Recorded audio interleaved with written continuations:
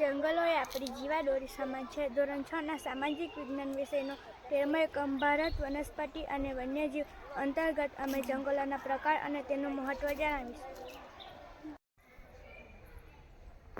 હું તમને ઉષ્ણકટિબંધીય વરસાદી જંગલો વિશે જણાવીશ. જ્યાં વરસાદનું પ્રમાણ વધારે હોય ત્યાં જંગલો આવેલા હોય છે. દેદૂર અને ઘટાદાર હોય છે. આ પ્રકારના જંગલો પશ્ચિમ ઘાટના ઢોળાવમાં પટ્ટીરૂપે અંદમાન નિકોબાર ટાપુમાં આવેલા છે. આ જંગલોના વૃક્ષ છે મહોગની, રોઝવુડ, નેટલ. ઉષ્ણકટિબંધીય વરસાદી જંગલો. આ પ્રકારના જંગલો ભારતમાં ઘણા મોટા ભાગે જોવામાં આવેલા છે. આ પ્રકારના જંગલો પાનખર ઋતુ દરમિયાન પોતાના પાન ખેરવે છે, તેથી તેઓને ખરાબ જંગલ તરીકે ઓળખવામાં આવે છે. સાગ, સાલ, વાંસ આ જંગલોના ઉદાહરણ છે. હું તમને સૂકા ઝાડખવાળા જંગલો વિશે જણાવીશ. આ પ્રકારના જંગલો ઓછા વરસાદના પ્રદેશોમાં જોવા મળે છે. આ વૃક્ષો કાંટાળ હોય છે. રાજસ્થાન, હરિયાણા, પશ્ચિમ ઘાટ, પૂર્વ ઘાટ અને ગુજરાત પર જોવા મળે છે. થોર, બાવળ, ખીચડો, ખેર વગેરે જોવા મળે છે.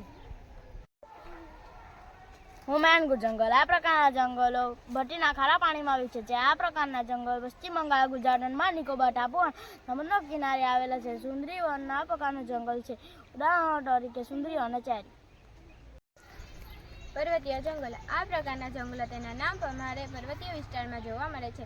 સમુદ્ર સપાટીથી 1500 મીટરથી 2500 મીટર સુધી ઉગતી વનસ્પતિ શંકુ આકારની અને 100 એકર પાંદડા ધરાવતી હોય છે. તેના આકાર પરથી શંકુદ્રુમ વનસ્પતિ તરીકે ઓળખાય છે.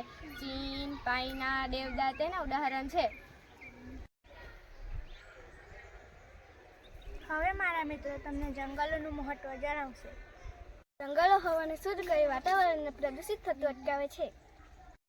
જંગલો પર્યાવરણની જાળવણીમાં અગત્યનો ભાગ ભજવે છે. જંગલમાં વિવિધ વનસ્પતિ હોય છે, તે કુદરતી રહેઠાણ આપે છે. જંગલો પશુ અને ઘાસચારો પૂરો પાડે છે. જંગલો વન્યજીવોને કુદરતી આવાસ પૂરા પાડે છે. જંગલોમાં વસતા લોકોની જરૂરિયાત પૂરી કરે છે. જંગલો જમીનનું ધોવાણ અટકાવે છે. જંગલમાં વાતાવરણની ઠંડી રાખે છે. જંગલો વરસાદ લાવે છે અને ચક્રમાં મહત્વનો ભાગ ભજવે છે. જંગલો માનવી રાખી ખોરાક, ઘાસચારા, ઇમારતી, લાકડું, જડીબુટ્ટી, ગુંદર, મરી મસાલા, વાંસ, રબર વગેરે આપે છે. જંગલો પૂરનું નિયંત્રણ કરે છે.